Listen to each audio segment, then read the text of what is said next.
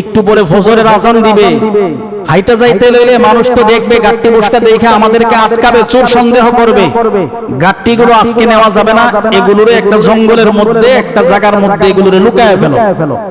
তো একটা জায়গার মধ্যে এগুলোরে লুকাইছে, লোকে 5 জনের একজনের দায়িত্ব দিয়েছে, সারাদিন তুই চৌকিদার আশেপাশে ঘুরবি, কেউ যেন এখানে না আসতে পারে। আগামী দিন রাত্রে সবাই এখানে আসবা, যার যার অংশ বন্টন করে সবারটা সবারে বুঝাই দেওয়া হবে। সবাই যার যার মতো চলে গেছে, একজন চৌকিদার পাহারাদার রয়ে গেছে, সুলতান মাহমুদ গজনবীও তার রাজপ্রাসাদে চলে গেছে। ফজরের নামাজ হয়েছে, নামাজের শেষে সুলতান মাহমুদ গজনবী মিটিং ডাকছে, ডাইকা বলতেছে আজকে সন্ধ্যার পরে একটা বিশেষ একটা অভিযান আছে, এই অভিযানে সাহসী কিছু লোক লাগবে।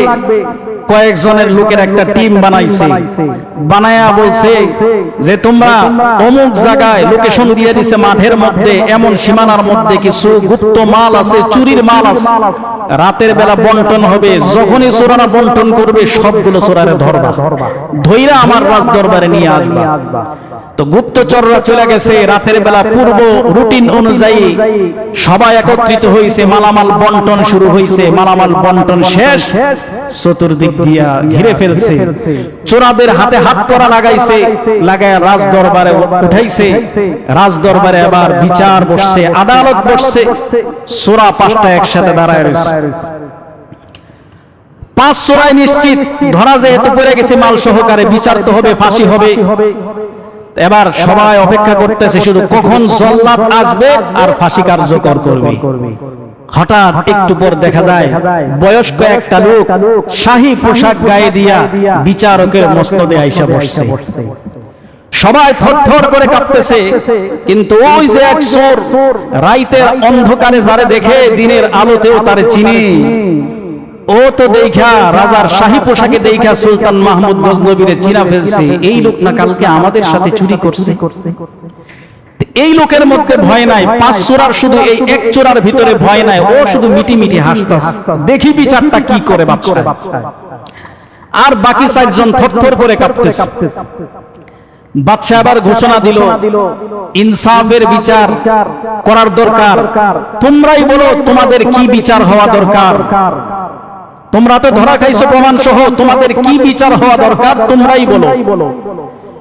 তো 5 চোরার ওই চোরা, যেই চোরা রাতের অন্ধকারে যারা দেখে দিনে চিনে, সে বলতেছে বাদশা গতকাল আমরা চোরা 5 জন ছিলাম না, 6 জন ছিলাম।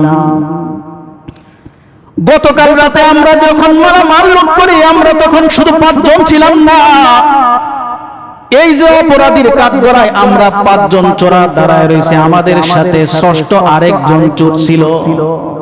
বাদশা আমরা চাই যদি ইনসাফের বিচার হয় আমাদের সাথে ষষ্ঠ চোরারও বিচার হবে। যদি ইনসাফের বিচার করেন আমাদের ফাঁসির, যদি আমাদের গলায় ফাঁসির রশি লাগে, ষষ্ঠ চোর যিনি ছিলেন তার গলায়ও ফাঁসির রশি লাগবে। এটা হবে ইনসাফের বিচার, ন্যায় বিচার। বাদশা আমরা আমাদের কৌশল সাধ্য মতো চেষ্টা করেছি, আমাদের সব কৌশল ধরা পড়ার পর্যন্ত কাজ করছি। বাদশা আমরা একটা কৌশলের অপেক্ষায় রয়েছি। আমাদের ষষ্ঠ চোরা যিনি ছিল তার একটা কৌশল ছিল, ধরা পড়ার পর নাকি সারা পাওয়ার কৌশল তার কাছে আছে। ধরা পড়ার পর কৌশল যে তার কাছে আছে, আজকে এই মুহূর্তে আমরা সেটার প্রমাণ চাই। এই মুহূর্তে জল্লাদ ফাঁসি দিবে, আমরা চাই সে তার কৌশল দেখাক, সে তার কারিশমা দেখাক। ফাঁসির মঞ্চ থেকে আমাদেরকে উদ্ধারের ব্যবস্থা করো। চোরার এই কথা শুই না সুলতান মাহমুদ গজনবী রহমতুল্লাহ আলাইহি বিচারকের মস্তদে বৈশা নিচের দিকে তাকায়া ফেলফেলিয়া হাসতেছে আর বলতেছে, চোরারে বড় চালাক, বড্ড চালাক। তোমরা 5 জন চুরি করলে আমারও ফাঁসাই দিলা। হ্যাঁ আমিও চোর ছিলাম, ইনসাফের বিচার করলে আমার গলায় ফাঁসির রশি ঝুলে। আমিও তোমাদের মতো একজন চোর ছিলাম, তবে তোমাদের মতো চুরি করার জন্য আমি চোর ছিলাম না, চোর ধরার জন্য আমি চুরি করছিলাম। কিন্তু যেহেতু তোমরা তোমাদের পাপ বুঝতে পারছো, তোমরা যেহেতু তোমাদের অপরাধ স্বীকার করেছে, যাও, যেহেতু তোমাদের সাথে আমার অন্তত এক রাতের সম্পর্ক ছিল, এক রাত তোমাদের সঙ্গে আমার বন্ধুত্বের সম্পর্ক ছিল, এক রাতের বন্ধুত্বের কারণে তোমাদের ফাঁসি মওকুফ করে দিলাম, যাও আর জিন্দেগিতে কোনোদিন চুরি করবা না।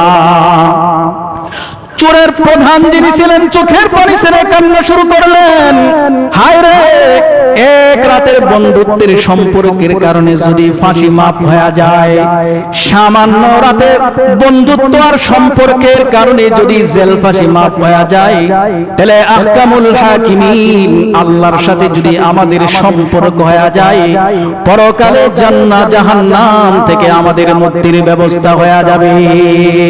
আয় সবাই মিলে তওবা করি, আর জিন্দেগিতে কোনোদিন চুরি চামারি করব না। বাদশা নামদার তার রাজপ্রাসাদে সবগুলোরে কর্মচারীর চাকরি দিয়েছে, ওই যে এক রাতের বন্ধুত্বের সম্পর্কের কারণে চোরা সবগুলো ইমানদার হয়ে পাক মুসলমান হয়ে গেছে।